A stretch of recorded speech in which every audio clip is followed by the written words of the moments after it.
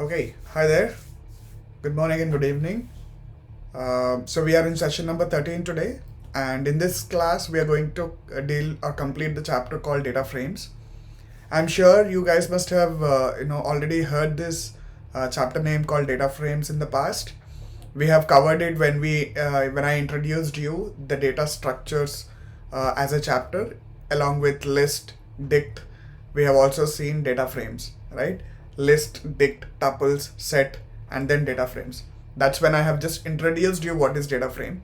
Now we are going to do a little bit of exercises over the data frames because this data frame and a table kind of structured data is going to be like along with you throughout the career, whatever you're going to choose, if you're working around the data side, right? So I'm sure if you're a working professional today, you must have always made the best utilization of Microsoft Excel. If you have done so, that means you know what is a table first of all, right? So I'm also going to introduce you a few terms of the tables for somebody who doesn't know table at all and who is a fresher or something like that. So I'm going to, please bear with me, I'm going to spend little couple of minutes of introducing you the structure of a table and then take you a little detail about the data frame and how the structure of the data frame is going to be, and then we are going to perform some operations on the data frames, right? Like read operations, write operations, then transformations, how to merge two different data frames into one single data frame. It is like you have sheet number 1 in Excel, you have sheet number 2 in Excel. You wanted to create sheet number 3 by joining the data from sheet number 1 and sheet number 2. How do you do that, right? Something like this. So we will also deal with it. And later, once you have done all the things in the data frames, if you want to save it as a file, how do we do it? We are going to utilize, you already know how to make or save a file using external files, but we will take a different route for this topic to save a data in the form of an file in the operating system. How do we do it? We are going to see that today.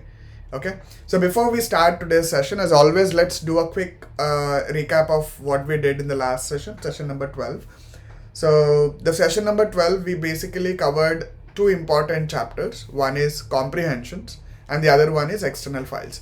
In the comprehensions, we have seen list comprehensions and dict comprehensions.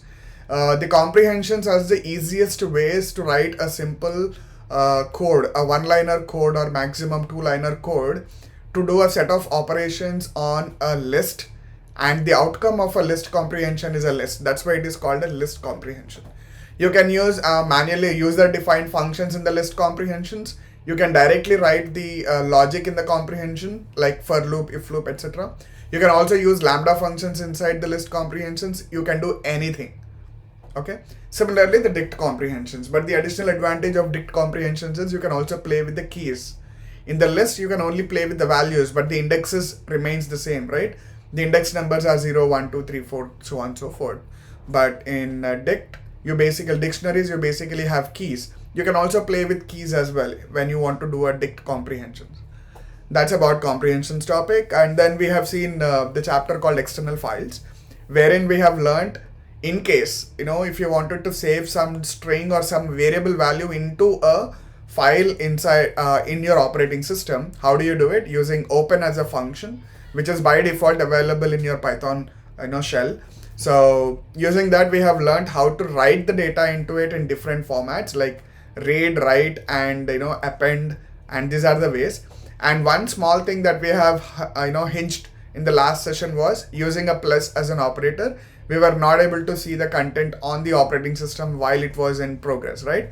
So the clarity for that is plus is an operator that will enable you to read and write the content into the same file from the Python shell. That's it. It did not meant that you're going to be able to read and write outside the Python, right? If you say read plus, it will always allow you to even write content into it parallelly. Okay, so this operation plus operator is the enabler for operations within the Python shell, not outside the Python shell. That's the clarity, I think this is something that I said in the last session that I'm going to check back and get back. So this is the behavior. Okay. So on that note, let's start the data frame section today. And as you guys recollect, to create a data frame, we need a dictionary. So I'm going to create first of all a dictionary for you on the screen. So rskill_dict_s is a dictionary wherein I will give a key value called student_id, and I'm going to create IDs for each and every student of my class. So for example, 1002, 1003, 1004, 5 students, to keep it very simple. And for each of the student, I basically have names, and I'm also going to create a list of it. I'm going to just call student 1, student student 2, and then we are also going to create student 3 because I have 5 elements here. Sorry, there is a syntax. See, automatically it is underlying you, it is alarming you. That's the benefit of, again, PyCharm. So I have to give a comma, that's the syntax, and then say student 4, and then say student 5. So I have 5 students. Before I start, let me reload my shell to avoid any performance issues. Now I'm creating my dictionary of students. Okay. Now let me also create my dictionary of those student locations as well. Okay. So to relate these things, how do I know which student belongs to which location? So I'm going to keep the same student ID common here as well in this dictionary. Okay. And I'm going to say the same thing, copy paste, and each of these students stay in this location. I'm going to create a new key now, and the location is, for example, India, and one student is from USA, for example, another is from UAE, and the another is from UK, and another is from probably Japan. Okay, so something like this. I'm also creating this, but I'm going to create a new dictionary here called location. Okay, so out of these 5 students in my database, in my dictionaries, consider there are only 2 students who are enrolled for my course, right? So I am going to create another dictionary called enrollment. So enroll, to keep it very simple. So this is nothing but, this one will have again student ID. Of these students, as I told you, consider I have only 2 students enrolled for it. So 1001 student enrolled for it and 1004 student enrolled. And what is the course that they have enrolled for? Probably one student enrolled for Python for Beginners course, and the another student enrolled for Data Science Starter course. Okay, so this is how the current data of enrollments looks like. Okay, now first of all, these dictionaries, I wanted to convert them into a tabular format, right? Before I do that, on the right hand side you can see what we have written, right? This is a dictionary of enrollment, 1001, 1004. One is Python for Beginners, another one is Data Science Starter course. Okay, now let me start converting them into data frames. I would say rskill_df_st. Instead of dict, I'm naming it as data frame. The short form is df. That is what you're going to see when you see somebody else's code as well. This is a practice all the Python developers basically write a data frame variable name will include a phrase called df. Okay. Now, as I told you, to basically convert a dictionary into a tabular structure, we need pandas. So I would say import pandas. Okay. Instead of writing pandas all the time when I wanted to call, I'm aliasing it with a short name called PD.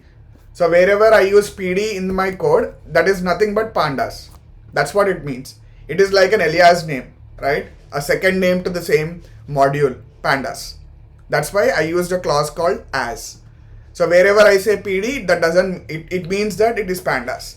So inside this pandas, there is a data frame function, and this function, if I say take this as an input and convert this data frame as, convert this dictionary as a data frame and save it into this variable. Now let me execute this, but I also have to execute import. Okay, this is done. Now let's see here. I just clicked as view data frame. You see in the tabular format, exactly. So you have 5 records, and each row has got an index called 0, 1, 2, 3, 4. And each key has become a column here. Student ID is a column, name is a column. I got a tabular structure. Similarly, I'm to basically also create my location related data frame. So data frame of orskill underscore dict underscore location. Now after this, let me see the location data frame. Yeah, India, USA, UAE, UK, Japan. Okay. And I'm also going to create my data frame of enrollments as well. Okay, is equals to pd dot data frame of orskill underscore dict underscore enroll. Now I'm also going to see this. Great. Okay, so the first thing that this you already know from the past sessions is how to create a data frame or a tabular structure from a dictionary that we already know. Now let me teach you something new. Okay, what is that something new? Now the requirement is like this: get the locations and names of all the students I have. But so what is the problem today? Location is in second data frame, but the student name is in first data frame. How do you solve this problem? But what is common between the first data frame and second data frame is student ID, right? So for student ID called 1001, if the name is student 1, he belongs to the location called India. Similarly, if the student ID is 1004, student name is student 4, and he belongs to the location called UK. This is what my output should look like, right? That means I have to basically join this data frame with this data frame basis on the column called student ID. So please hear the phrase called join. If some or few of you in the session already knew about SQL programming, you will be very well aware of what are joins in SQL, right? And this is a common column between these two tables, so that I can perform a join basis on the values in this column. So 1001 will join with 1001. So I can get the name from this data frame and location from this data frame. So how do I do it? So let's go to this place where I just started writing this question. I'm going to create a resultant, another data frame. The result is another data frame, right? So get student name and also location. Now what will I say? Take this first data frame, and then if you say dot, you have a function called merge. So this is a function. Inside this merge, you say merge this data frame with this data frame, that is location data frame. Okay, but how do you want to merge? There are different ways of merging a data frame, whether it is a left join, right join, inner join, or outer join. Okay.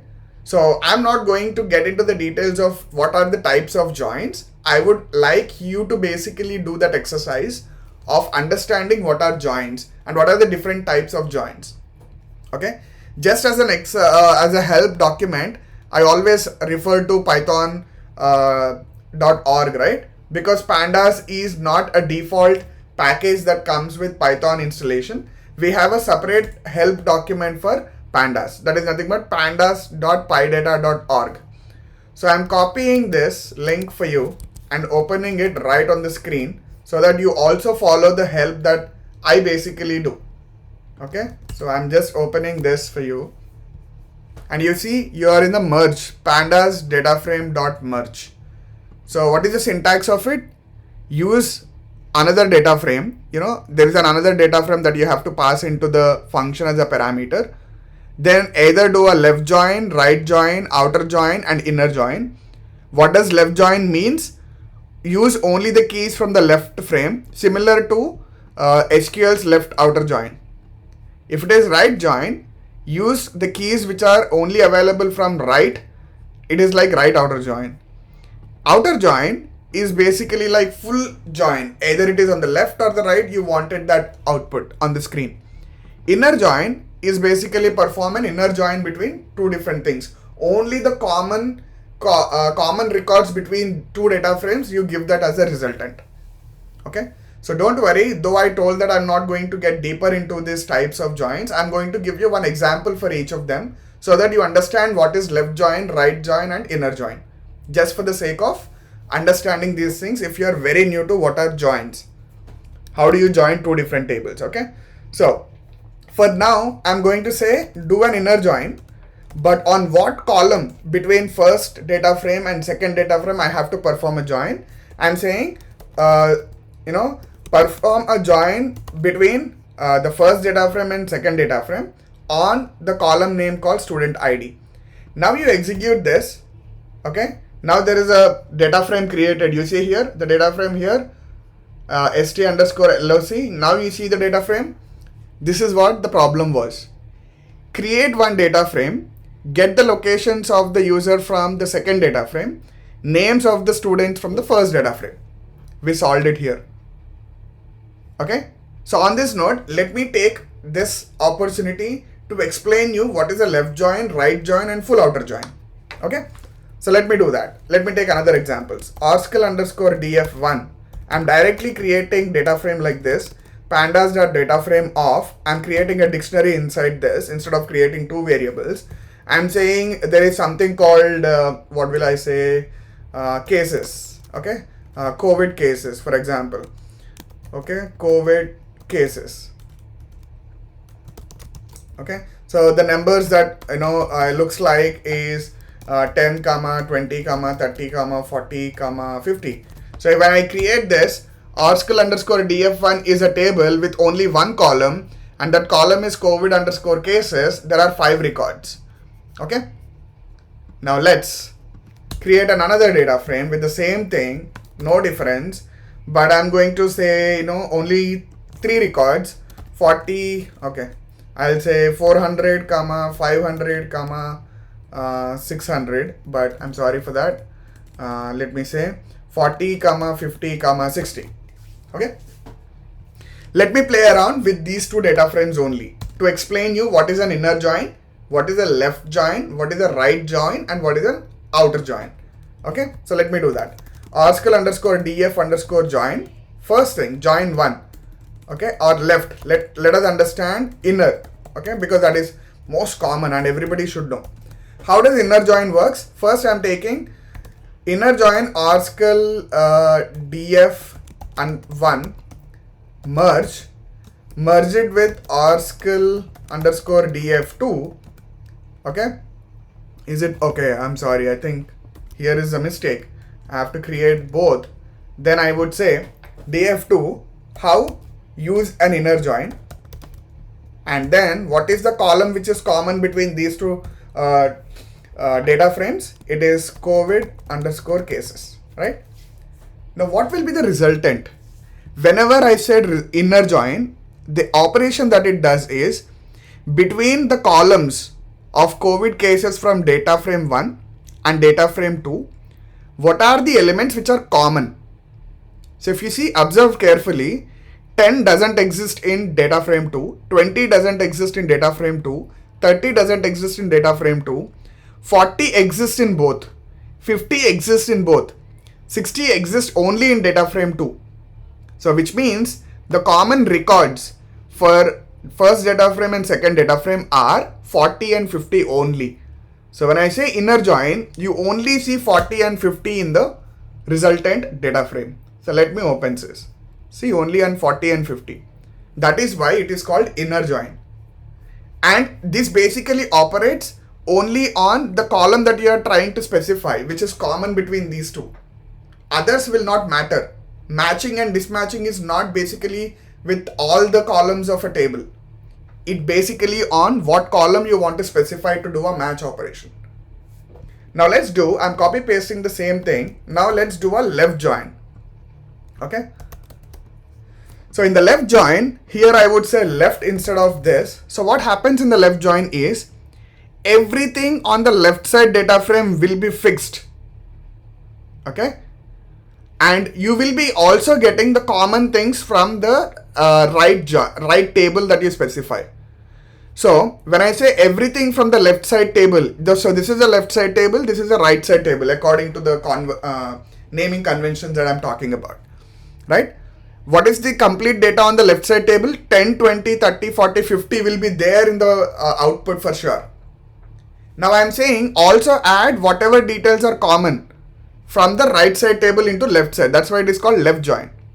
Now 10, 20, 30, 40, 50 exists, but of 30, 40, 50, only 40, 50 is common. So my output is nothing different from, I'm sorry, is there any syntax issue? Article underscore, okay, I think this is the one. I selected this, I'm sorry. Cool, let me deselect it, run it, yeah. So now Oracle df select to is nothing different from the df1. Now I will tell you what will make a difference. Now I'll do the same left join, okay?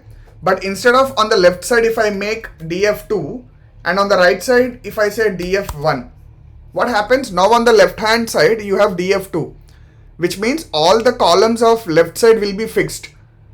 And it will match if these columns exist in this, it will add them into the database, else it will not. So in this case, this left is now the same as the Oracle df2. Okay, so this will be fixed. This is the left join. Now you must have understood what is a right outer join or right join. It is nothing but similarly, everything that you specify on the right hand side will be fixed. Okay, so this will be fixed. Yeah, somebody?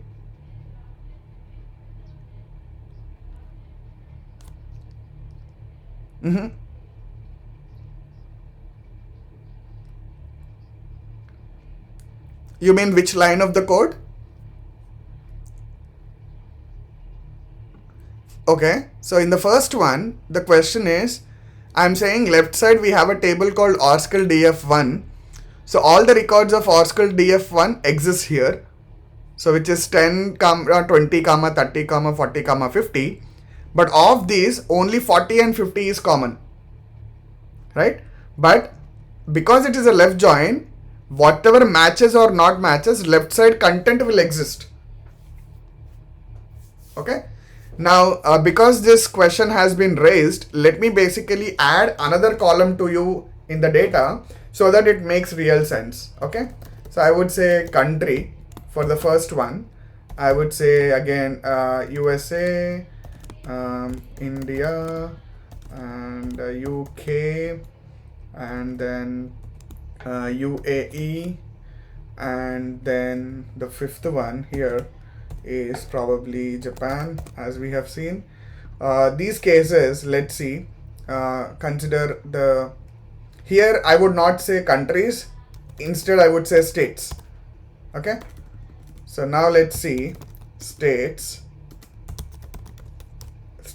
are nothing but, I'll take states from India, for example, AP, and TS, and for example TN. Okay, so let me create these two data frames now. Now what is the expectation? Whenever there is an inner join, only 40 and 50 are common between these two. So my outcome should be 40, 50 for the first column. Second column is UAE and Japan, and the third column states is AP and TS, right? So let's see that now. So where is my inner join? Here it is. So you have 40, 50, UAE, Japan, AP, TS, because these are the only common columns, column rows between first data frame and second data frame. But what are the respective the column values of the states? For 40 and 50, it is AP and TS. That's why you got this. So inner join will basically give an output which is only common between two data frames. So inner join is clear. Let's go to left outer join. So in this left join, I'm saying fix everything on my left side, but from this table called df2, just get me which are existing on in the table called df2. Now let me run this. What happens is, you have 5 records in the resultant table called Oracle df left, but only 2 values for the column called states, because 40 and 50 are the only 2 columns which exist in the second table. So the rest of the values will be null. Let's see that here. See, the 5 records are common because I'm using a left join. All the records on the left side data frame will be there by hook or crook. It doesn't change. But if there are any values which exist in this table, df2, it will get those values additionally for you from the second data frame. So that's why you don't have, for the 10, you don't have any value on the df2, in the df2 data frame. For 20, you don't have value in df2 data frame. 30, you don't have, but 40 and 50 you have. So for the 40, the value is AP, and for the 50, the value is TS for the states column. That's it. 60 doesn't come because 60 doesn't exist in the left side table. Now similarly, I change it now. So I'm keeping df2 on the left side and df1 on the right side. What happens now?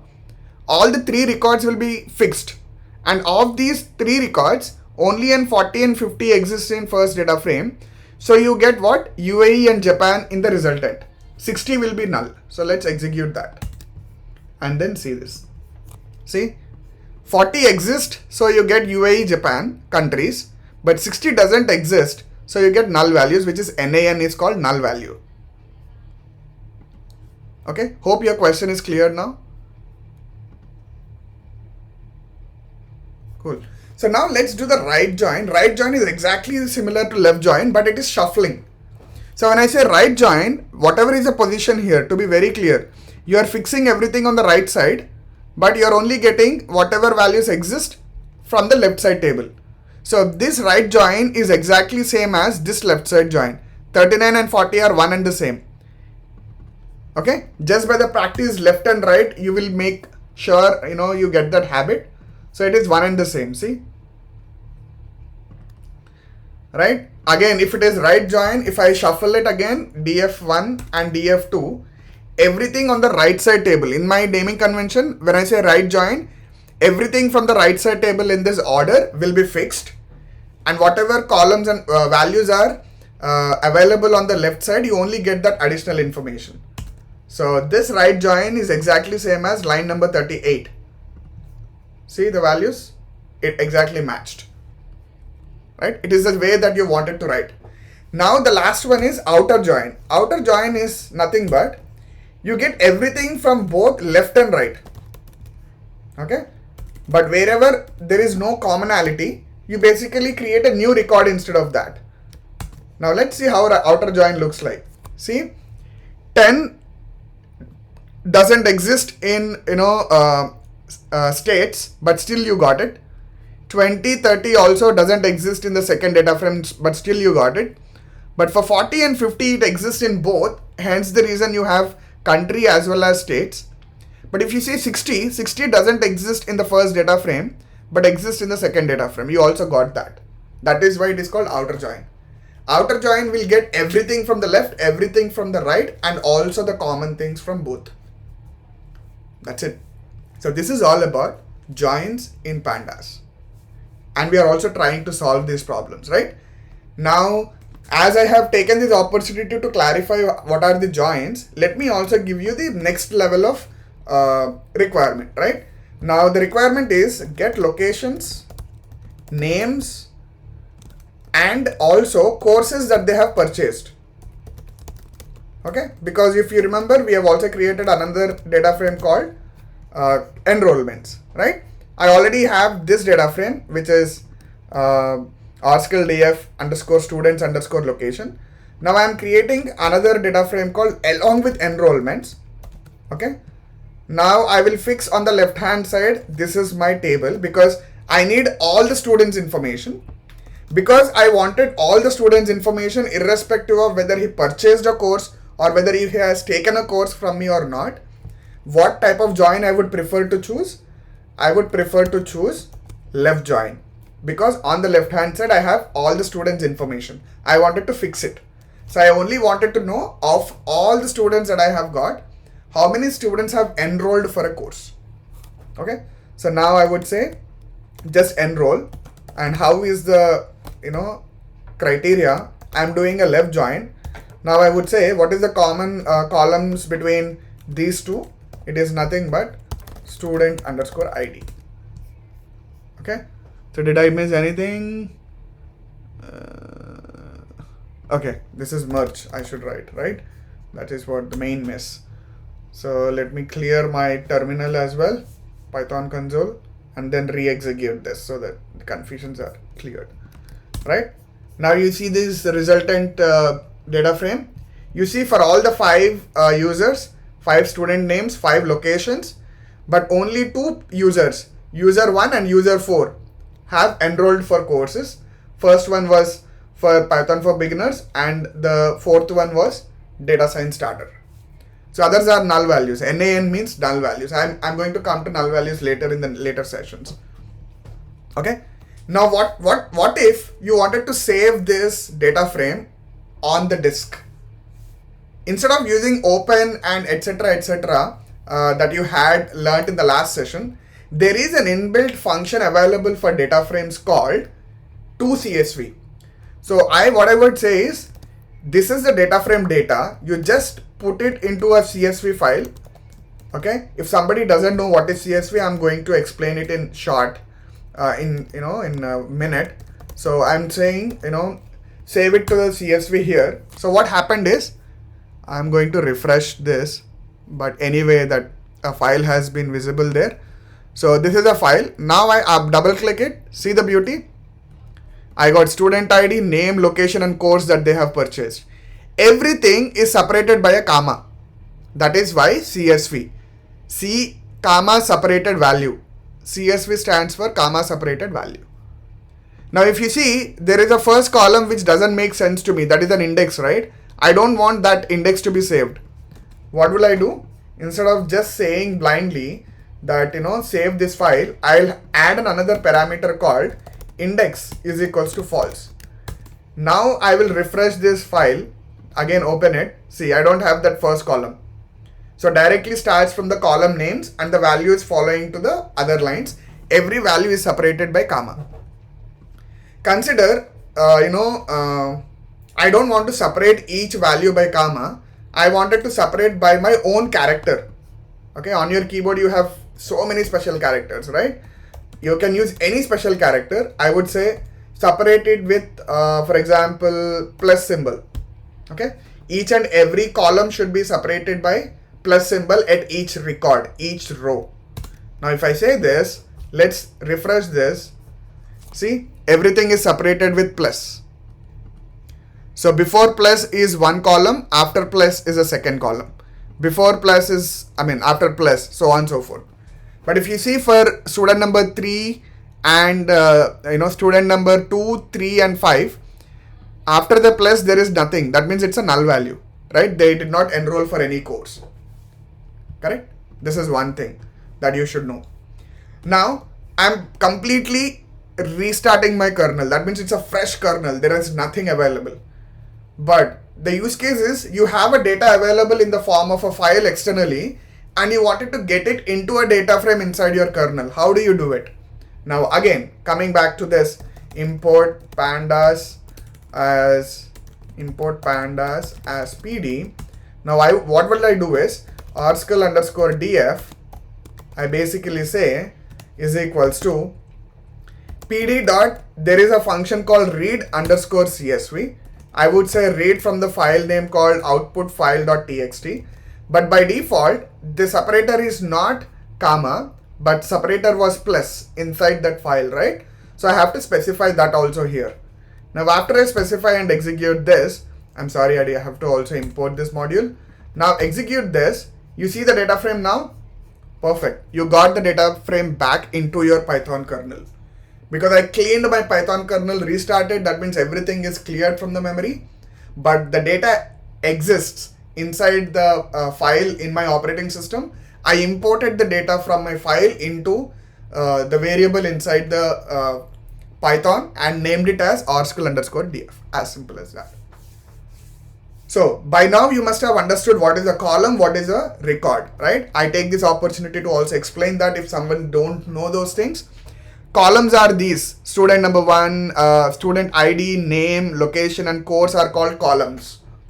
Okay, and each and every row is called a record. Okay, so the actual data exists in the form of a record. Each and every column for each record is separated by a comma or plus or any character that you want to, when you basically save it in the flat file in the form of a table, in case if you want to. So even in your in your schoolings, when you have learned to create a table, you always have columns, you always had rows, right? In the same thing continues here as well. You have names for the columns. You don't have names for the records, but by default index numbers are there in the pandas as the name for each and every record inside the table. So if you are saying that I'm going to add new data into the existing table, it means you are adding new rows in the existing table. It is not that you are adding new columns in the table. Okay. On this note, I also have one more last topic to cover when it comes to merge operation. So for that, I am going to create these two things again here, right? What we have seen is when the column names are common, if you want to merge, you have used that. There is another kind of merge called concat. Okay, basically most of them doesn't do. What I wanted to just do is just paste my second data frame adjacent to first data frame. That's it. No common things to check, no nothing to check. In that case, merge doesn't work. Merge needs to compare the data, whichever is common, whichever is not common, basis on how you want to merge, it operates. But there is another function called concat, pd.concat, right? I would say concat the first one in the, because I wanted to concat two things, first data frame, sorry, this is the first data frame, to the second data frame, okay? And what would I say is axis is equals to 1. I would say what is axis is equals to 1 in a very short time, and then I execute this. Now you see the outcome of it. It exactly, mapped COVID cases country something from the first data frame. COVID cases states is from the second data frame. It exactly kept the first data frame adjacent to the second data frame or vice versa. Second data frame is exactly adjacent to the first data frame. There is no conditional joins, there is nothing. Okay, this is because when axis is equals to 1. When I say axis is equals to 0, it basically does one after below the other. Instead of putting it side by side, it will keep one below the other. Okay, when it comes one below the other, because it is a data, I have to say sort is equals to false. That is the thing that you have here. So you should do that. And then if you see the outcome, as I told you, one below the other. Okay. If the new columns exist, all the states are nulls for the first data frame. Because country doesn't exist in the second data frame, it becomes null here. But COVID cases is available in both data frames. It follows sequential order like this. But see, there is no join. The index values are also repeated here. See? Alright. So this mostly nobody uses because there is no relation between doing like this, right? Until unless you wanted to blindly put 5 columns of first table beside 5 columns of other table and then save it physically on a disk, you would do this. Else you will not basically do these operations most of the times. Okay. So that is it for today's topic. What we have just covered is data frames, what types of joins we have, and how to do the merge operations, how to do concatenation, and how to save files from the data frame and also read the data from the files into data frame. Okay. On this note, I must have also got some more things in the bottom just for your exercises because I did this only for the reference so that I don't miss anything for you. So I hope I have covered everything. Yeah, I have covered almost everything. It is not almost, I have covered all the topics I meant for this particular chapter. Okay, so I'm okay to take questions now in case if somebody have.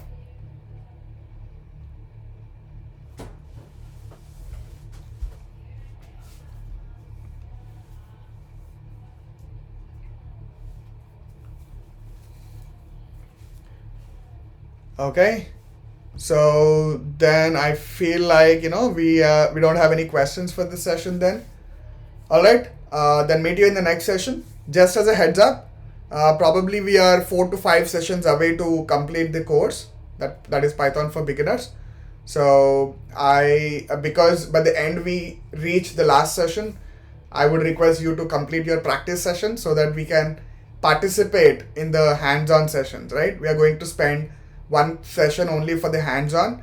We are going to go onto the real world websites, get some data, get some questions, try answering them, and also see how to design an applications in the real-time world.